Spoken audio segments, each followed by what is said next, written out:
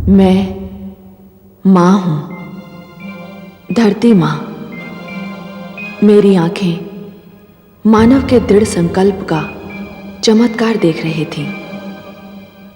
मानव कितना शक्तिशाली, कितना बलवान है, यह देखकर स्वयं मुझे आश्चर्य हो रहा है। उसकी संकल्प शक्ति ने तो देवताओं को भी मात कर दिया। दुख की बात केवल यह है कि मानव कभी कभी अपनी शक्ति का दुरुपयोग कर बैठता है और इससे स्वार्थ की पूर्ति करने लगता है। यह उस समय होता है जब प्रतिशोध की भावना उसके मन की सारी दूसरी भावनाओं से आगे निकल जाती है। मैं उस माता के आगे भी सिर झुकाने पर विवश हूं, जिसने पुत्र के दुख को अपना दुख बना लिया। माता और पुत्र का यह सुंदर संबंध भी मानव जाति का एकाधिकार है। शुक्राचार्य के अनुष्ठान ने देवताओं में कौतूहल उत्पन्न कर दिया है। देवराज इंद्र को अपनी भूल का आभास हुआ, परंतु देर से। और अब मैं देख रही हूं कि उनकी सुंदर पुत्री जयंती भी इस खेल में कूद पड़ी है और मैं उत्सुकता से देख रही हूं कि वो क्या करती है और कैसे करती है।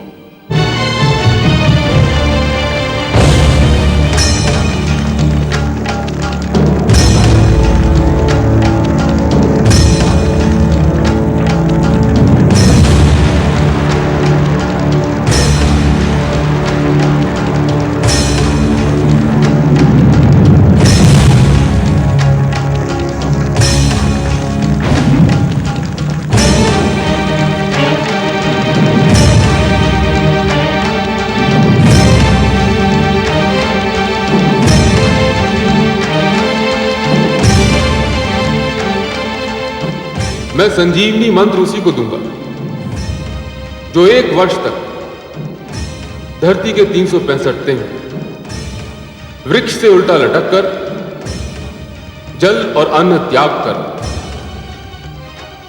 केवल जलती हुई पत्तियों का धुआं पीता रहा पूरे 1 वर्ष।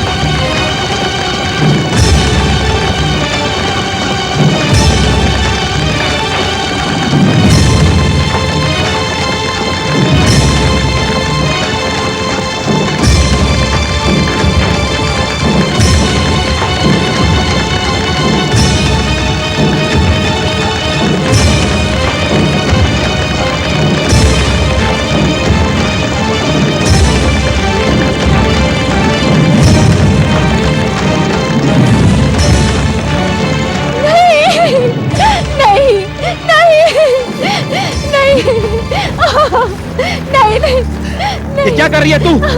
अग्नि को बुझाइए, शीघ्र अग्नि को बुझाइए, नहीं तो अनर्थ हो जाएगा। अरे कौन है तू और तूने क्या कर दिया? मैंने अग्नि में मिर्च डाल दी है। ईश्वर के लिए शीघ्रता कीजिए, अग्नि बुझाइए, अग्नि बुझाइए।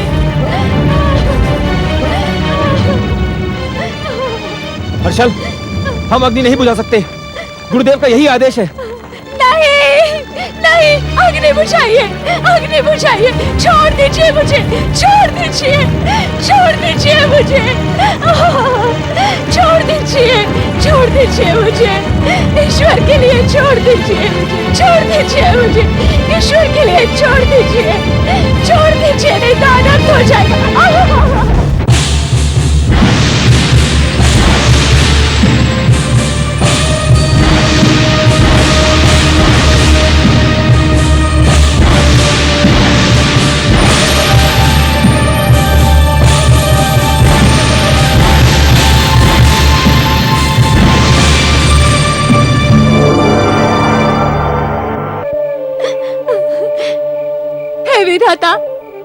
मेरे हाथों से ये कितना बड़ा अनर्थ हो गया।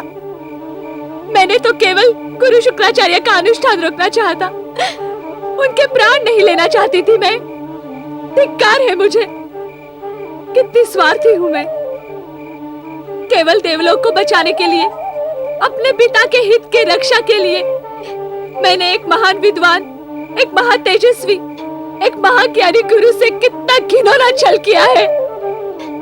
पापी हो गई मैं ईश्वर, पापी हो गई। कैसे धुलेगा ये धब्बा, कैसे होगा इस पाप का प्रायश्चित? हे विधाता, मेरी सहायता करो, गुरु शुक्राचार्य को कोई क्षति न पहुंचे। हे शिव शंकर, उनके प्राणों की रक्षा कीजिए, उनके प्राणों की रक्षा कीजिए, उनके प्राणों की रक्षा कीजिए ईश्वर।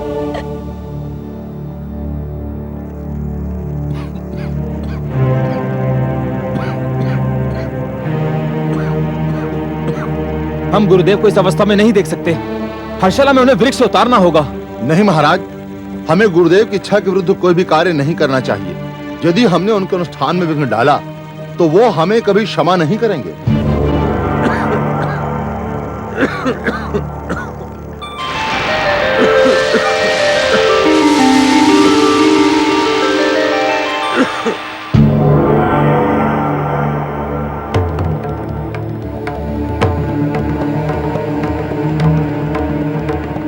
अपना अनुष्ठान रोक दो शुक्राचार्य।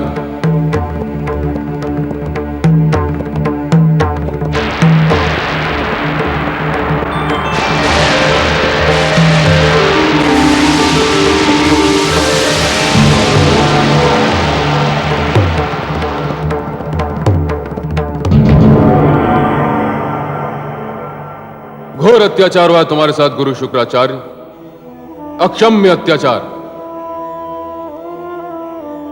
ऐसा षड्यंत्र देवराज और उनकी पुत्री को शोभा नहीं देता। परंतु तुमने अपना अनुष्ठान रोक क्यों नहीं दिया? मैंने तुम्हें पत्तियों का धुआं पीने को कहा था, मिर्चों का धुआं पीने को नहीं। हे महादेव, यदि मेरे प्राण भी चले जाते तो भी मैं इस अनुष्ठान को ना रोकता, क्योंकि आपको दिया हुआ वचन मेरे लिए मेरे प्राणों से अधिक मूल्यवान है। भोलेनाथ, मैंने जान लिया था कि तपस्विनी के वेश में देवराज इंद्र की पुत्री जयंती मेरे अनुष्ठान का, बल्कि मेरा अंत करने की चेष्टा कर रही। पर महादेव, मैं चुपचाप ये अन्याय देखता रहा। आपका आदेश मेरे कानों में गूंज रहा था। मैं आपके आदेश की अवहेलना न कर सका। तुम धन्य हो शुक्राचार्य। ऐसी महान निष्ठा, ऐसी अपार सहन शक्ति का प्रदर्शन करके तुमने मुझे प्रसन्न किया। तुम ऐसी परिस्थितियों में भी अडिग रहे जिन्हें झेल पाना किसी के लिए भी संभव नहीं। मैं तो अब भी अपना अनुष्ठान पूरा करना चाहता हूं महादेव। आपसे संजीवनी मंत्र प्राप्त करने के लिए मैं कोई भी यातना झेल सकता हूं। अब इसकी कोई आवश्यकता नहीं। जयंती ने एक षड्यंत्र रचकर संजीवनी मंत्र पर देवराज इंद्र का अधिकार समाप्त कर दिया। संजीवनी मंत्र को प्राप्त करने के अधिकारी तुम हो, केवल तुम। देवराज तो अनुष्ठान के नाम से ही भयभीत हो गए थे। मैंने यह निर्णय किया है कि संजीवनी मंत्र को प्राप्त करने के योग्य तुम ही हो। हे महादेव, हे भोलेनाथ, हे शिव शंभु, हे महेश, हे शंकर, आपको कोटि कोटि प्रणाम, कोटि कोटि धन्यवाद। मैं तुमको संजीवनी विद्या अवश्य दूंगा, परंतु ध्यान रहे, अधिकार और शक्ति का मद चढ़ जाए तो विवेक के पग डगमगाने लगते हैं, बुद्धि लड़खड़ाने लगती है। ऐसा बार बार हुआ है कि कोई महान शस्त्र, कोई महान शक्ति पाते ही मस्तिष्क में अहंकार भर जाता है और अहंकार के हाथों शक्ति का दुरुपयोग होने लगता है। संजीवनी जीवन दान है। जीवन पुण्य को भी मिल सकता है और पाप को भी, प्रकाश को भी मिल सकता है और अंधकार को भी। तुम इस शक्ति को पाने के बाद अपनी मर्यादा न भूल जाना, विवेक से मुख मत मोड़ लेना। हे महादेव, मैं सदैव आपकी आज्ञा का ध्यान रखूंगा। तो लो, मैं तुम्हें संजीवनी मंत्र प्रदान करता हूं।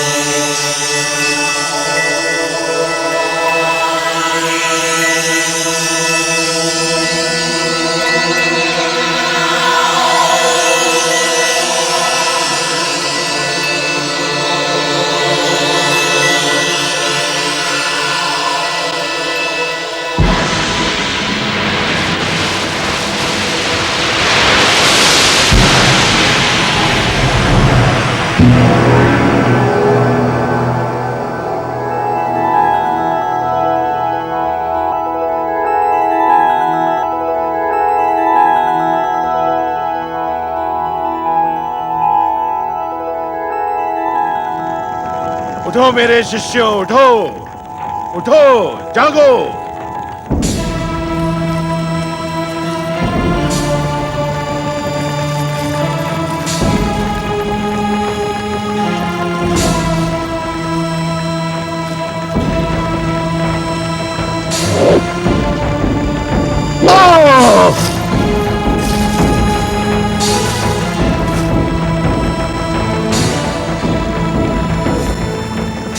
गुरुदेव, ये क्या किया आपने?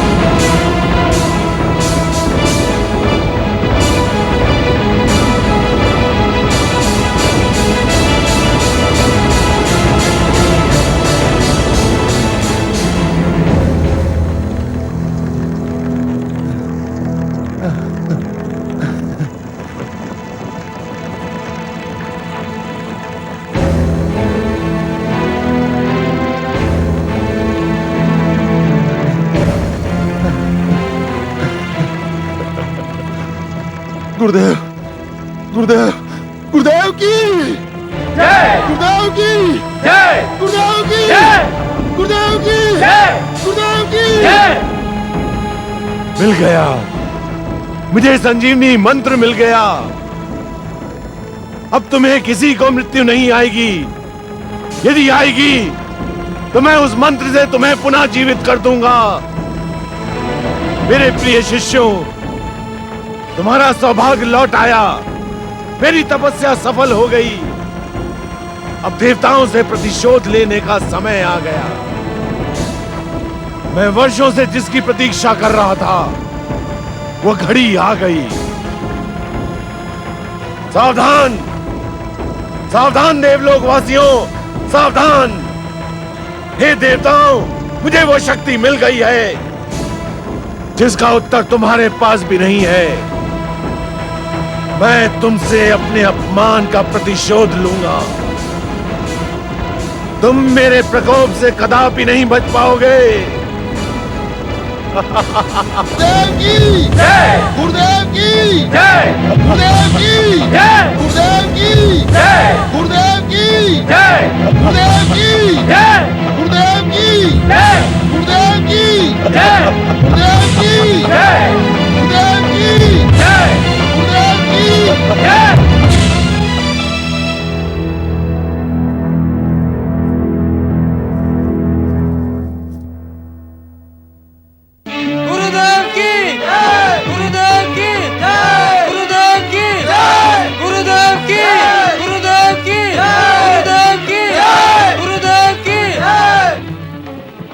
प्रणाम गुरुदेव। यशस्वी भाव। आइए माते।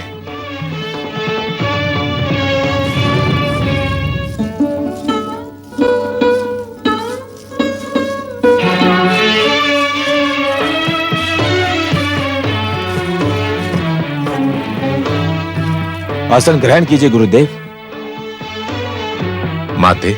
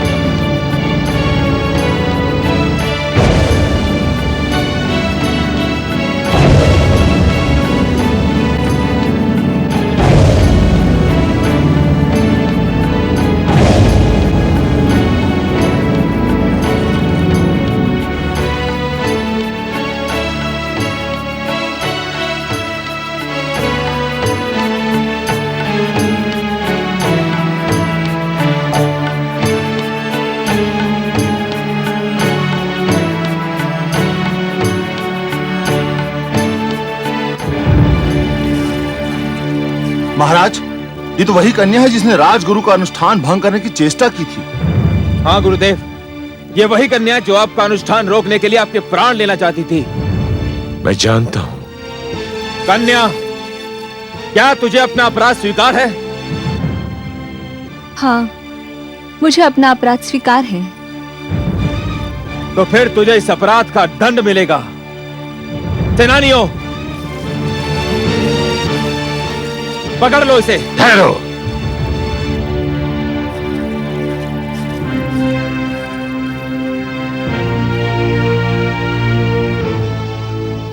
इस देव कन्या ने मेरा अनुष्ठान रोकने की चेष्टा की थी,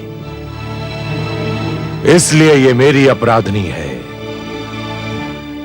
इससे प्रश्न पूछने और दंड देने का अधिकार केवल मुझको है, किसी और को नहीं। प्रश्न पूछने की क्या आवश्यकता है गुरुदेव? ये एक राजकन्या है और इसने भरी सभा में अपना अपराध भी स्वीकार कर लिया है।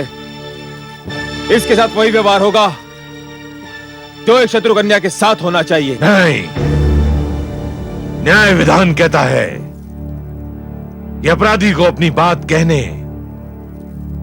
और उसे अपनी रक्षा करने का पूरा अवसर दिया जाना चाहिए। किसी अपराधी से उसका यह अधिकार छीना नहीं जा सकता है। देवराजपुत्री। देवराजपुत्री? देवराजपुत्री?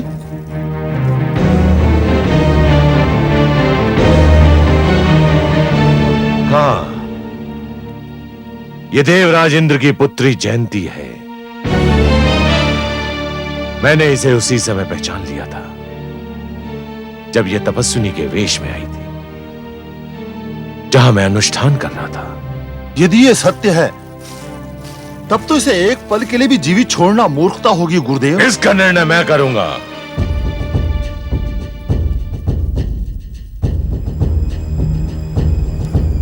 देवी जयंती, तुम जानती थी कि यहां इस सभागार में आना तुम्हारे जीवन के लिए संकट बन सकता है।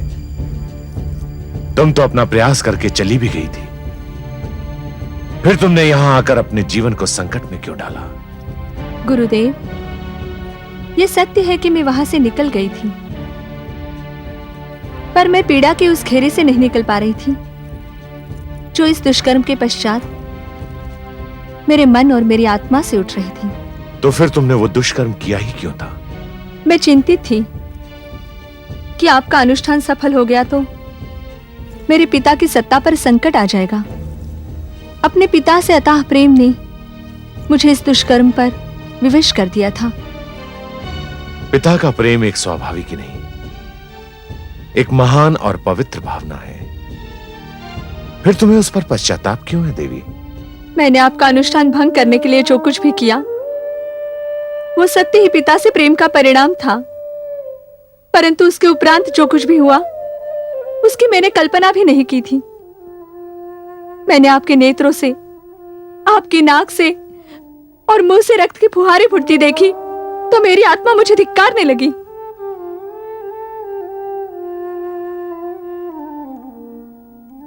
और इसी कारण तुमने अग्नि बुझाने का भी प्रयास किया था? हाँ गुरुदेव, मैं अपने अपराध पर लज्जित थी।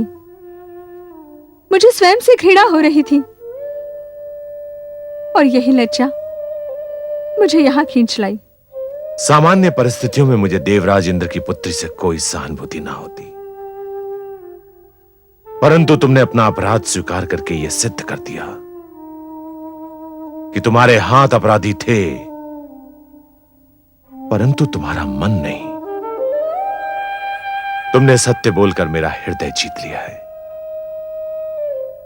क्योंकि यदि सत्य का परिणाम जानते हुए भी कोई सत्य बोले तो वो अवश्य आदर का पात्र होता है। और इसीलिए मैं तुम्हें इस अपराध के लिए क्षमा करता हूं। अपराध क्षमा किया जा सकता है गुरुदेव, पाप नहीं। तुम क्या कहना चाहती हो? आपकी प्रदान की हुई क्षमा मेरे अपराध का बोझ अवश्य हल्का कर सकती है, परंतु मैंने केवल अपराध नहीं, पाप ही किया है और इस पाप का बोझ मेरे मन से तब तक नहीं हट सकता जब तक कि मैं इसका प्रायश्चित न कर लूं। मैं तुम्हारी भावनाओं का आदर करता हूं देवी। यदि तुम समझती हो कि प्रायश्चित तुम्हारे लिए आवश्यक है और तुम्हें उससे शांति मिल सकती है तो ठीक है, यह अधिकार भी मैं तुम्हें देता हूं। तुम अपना प्रायश्चित स्वयं निर्धारित करो। मैंने निर्धारित कर लिया है गुरुदेव। क्या? मैंने आपको शारीरिक कष्ट दिया था, आपके प्राण लेने चाहे थे। इस पाप का प्रायश्चित केवल सेवा और समर्पण से हो सकता है, पर यह तभी संभव है जब आप मुझे इसका अवसर दें। मैं अवसर दूं? कैसे? मेरा प्रस्ताव मेरी विनती मानकर। देवी, मैं आपका संकेत समझने में असमर्थ हूं, कृपया स्पष्ट कहें। मैं आजीवन आपकी सेवा और आपके समक्ष आत्मसमर्पण करने के लिए आपकी धर्मपत्नी बनना चाहती हूं। क्या?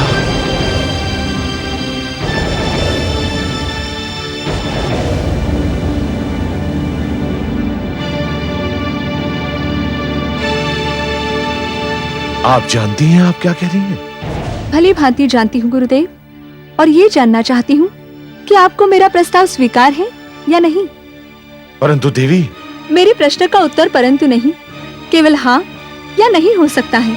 इन्हीं में से मैं एक उत्तर सुनना चाहती हूँ।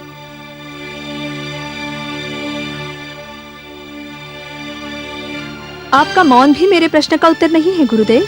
देवी, यद्यपि आप जो भी कह रही हैं वो मात्र भावुकता है और कुछ नहीं, फिर भी मैं उसका आदर करता हूं। परंतु भावुकता ओस की उस बूंद के समान होती है जिसे सत्य के सूर्य की एक किरण मिटाने के लिए पर्याप्त होती है। मैं ओस की बूंद नहीं हूं गुरुदेव, पत्थर का वो कण हूं जो दिखने में बहुत छोटा और तुच्छ होता है, पर उसे कोई और अधिक नहीं तोड़ सकता। मैंने जो कुछ भी कहा वो भावुकता नहीं, मेरा सोचा समझा निश्चय है। हे देवी, आप देवराज इंद्र की पुत्री हैं और मैं दानवों का राजगुरु। देवता और दानव एक ही नदी के दो किनारों के समान होते हैं जिनका मिलाप संभव नहीं। मैं देवताओं और दानवों के मिलाप की नहीं, एक पुरुष और नारी के मिलाप की बात कर रही हूँ, आपके और अपने मिलाप की बात कर रही हूँ। बोलिए गुरुदेव, आपका क्या निर्णय है?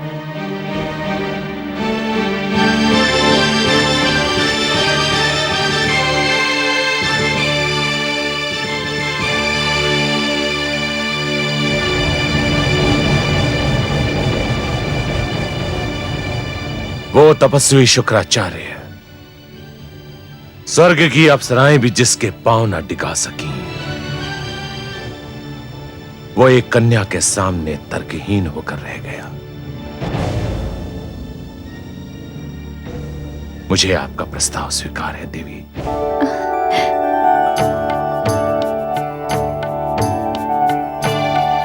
जाओ, जाकर मेरी माता से आशीष लो।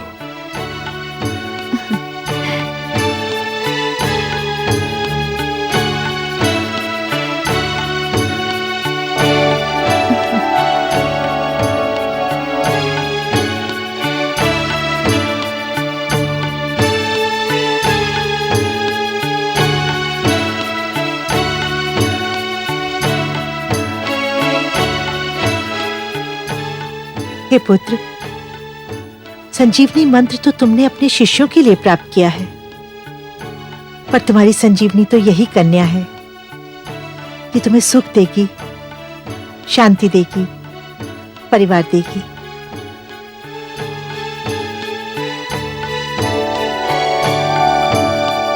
गुरुदेव की जय, गुरुदेव की जय, गुरुदेव की जय, गुरुपत्नी की जय, गुरुदेव की जय, गुरुपत्नी की जय, गुरुदेव की जय, गुरुपत्नी की जय, गुरुदेव की जय, गुरुपत्नी की जय। मेरे रक्त ने मुझे धोखा दिया, मेरे रक्त ने, मेरे घर के दिए ने मेरा घर फूंक दिया। धिक्कार ऐसे संतान को जिसे अपने पिता के आदर और सम्मान का भी ध्यान नहीं। देवराज इंद्र की पुत्री और दानव गुरु की पत्नी, मुझे तो सोचकर भी लज्जा आती है। जयंती ने मेरा सिर नीचा कर दिया। क्यों देवराज, क्यों लज्जा आ रही है आपको? दानवराज की पुत्री आपकी पत्नी बन सकती है, परंतु आपकी पुत्री दानव की पत्नी नहीं बन सकती। मैं भी तो दानवराज पुलोमा की पुत्री थी, पर अब आपकी पत्नी हूं। वो और बात है। वो और बात क्यों है?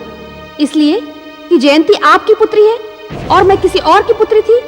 दानवराज की पुत्री इस परिवार में आ सकती है, परंतु अपनी पुत्री दानव गुरु के परिवार में नहीं भेजी जा सकती। शची, ये पुत्रियों के परिवारों में आने जाने का प्रश्न नहीं है, ये प्रश्न है मेरे सम्मान का। दैत्य गुरु शुक्राचार्य हमारे शत्रुओं के साथ है, और जो शत्रु का साथी होता है वो भी शत्रु होता है। ये जानते हुए भी मेरी पुत्री शत्रु के गले में वरमाला डाले, इससे बड़ी लज्जाजनक बात और क्या हो सकती है? किसी के गले में वरमाला डालना एक कन्या का जन्मसिद्ध अधिकार होता है, और ये अधिकार आप जयंती से नहीं छीन सकते। वरमाला डालने का अधिकार है जयंती को, परंतु मेरा अपमान करने का अधिकार तो नहीं है। उसने आपका अपमान नहीं किया देवराज, उसे अपने किए पर पश्चाताप था। कोई भी व्यक्ति पश्चाताप का बोझ लेकर जीवन भर जी नहीं सकता। उसे विश्वास था कि केवल इसी ढंग से वो अपने मन का बोझ हल्का कर सकती है। इसी में उसका सुख है, तो फिर हम उसे कैसे रोक सकते हैं? मेरी बात मानिए देवराज, परिस्थितियों से लड़ना संभव न हो तो उनसे समझौता कर लेना चाहिए। ये नियति का खेल था। नियति से न आप लड़ सकते हैं न मैं। उसने अनुचित कार्य किया था, प्रायश्चित तो करना ही था। हम कैसे रोक सकते हैं?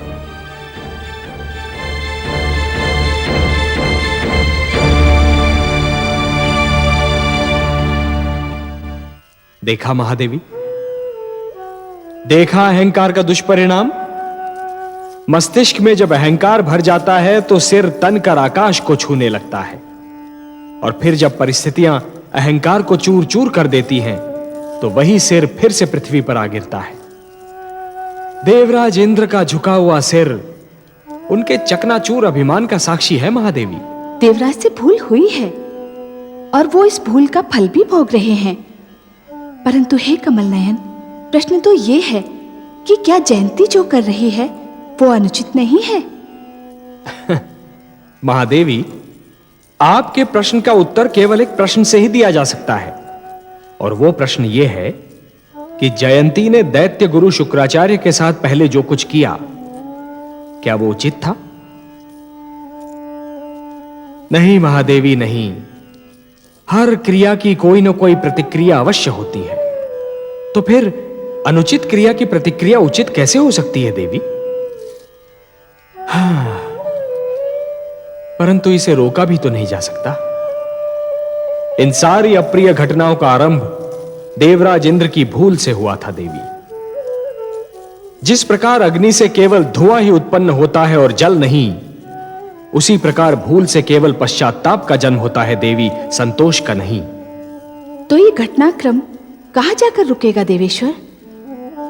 जयंती का यह निर्णय इस घटनाक्रम का आरंभ है देवी, अंत नहीं। इस आरंभ और अंत के मध्य अग्नि और रक्त की नदी बह रही है। दैत्य गुरु शुक्राचार्य को संजीवनी मंत्र का मिल जाना देवलोक के लिए एक अशुभ समाचार है।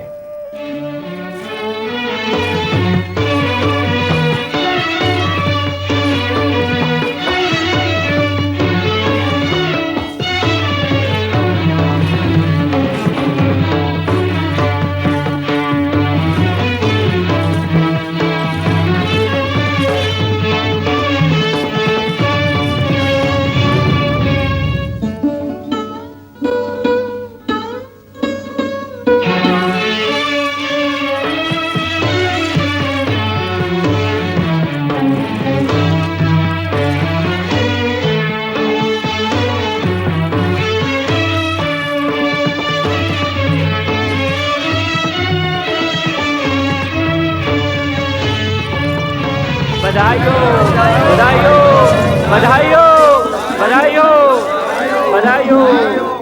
बधाई हो गुरुदेव, बधाई हो। बधाई हो गुरुपत्नी। समस्त दानव लोक आपके लिए उपहार लेकर आया है गुरुदेव। मुझे केवल एक उपहार चाहिए। मेरे चरणों में देवताओं का झुका हुआ सिर दे सकते हो? मुझे यही एक उपहार दो। गुरुदेव, हमने तो पहले भी कभी देवताओं से युद्ध करने में अपने प्राणों की चिंता नहीं की, और अब तो आपके पास संजीवनी मंत्र भी है। अब हमें किस बात का भय हो सकता है गुरुदेव? गुरुदेव,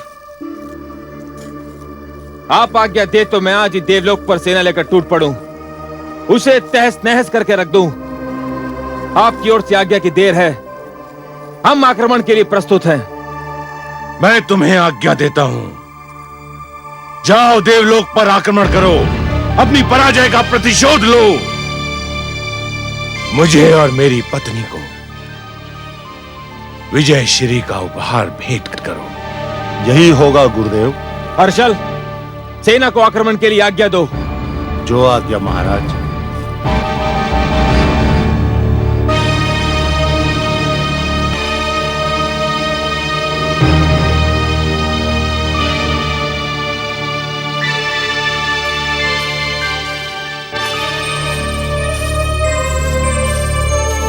देवराज। चित्ररथ, मलय केतु, बोलते क्यों नहीं?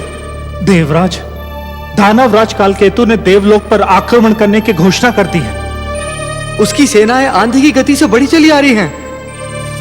देवलोक में युद्ध की घोषणा कर दो। सेनाओं को तुरंत बाहर निकलने और दानव सेना का सामना करने का आदेश दो। जाओ। जो आज्ञा देवराज।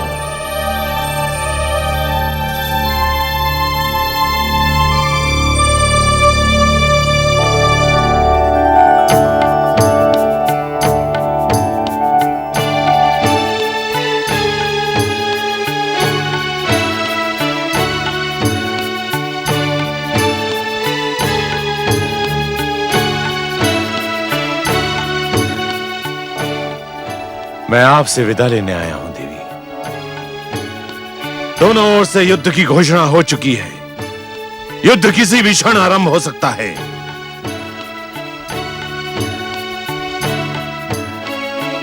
देवी, आप युद्ध की बात सुनकर चुप क्यों हो गई? क्या यह संभव नहीं कि युद्ध ना हो स्वामी? युद्ध ना हो यह आप इसलिए कह रही हैं कि ये युद्ध आपके पिता श्री देवराज इंद्र के विरुद्ध घोषित किया गया है। आपने जब मेरे सम्मुख विवाह का प्रस्ताव रखा था तो उसी समय मैंने आपको सावधान कर दिया था कि मेरे संग रहकर आपके जीवन में कई क्षण ऐसे आ सकते हैं जब एक ओर आपको पातिव्रत धर्म खींचेगा और दूसरी ओर पिता का मोह। नहीं स्वामी नहीं, पत्नी धर्म में मेरी निष्ठा का अपमान न कीजिए। मैंने युद्ध की चर्चा इस उद्देश्य से नहीं की थी। तो फिर किस उद्देश्य की थी देवी?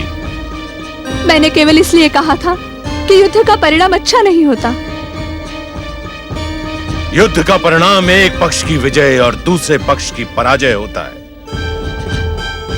आप जानती हैं देवी, इस युद्ध में किसकी विजय और किसकी पराजय होगी?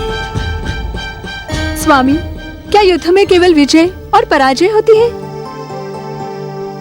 और क्या होता है युद्ध में? क्या युद्ध सभ्यता की हानि नहीं होता?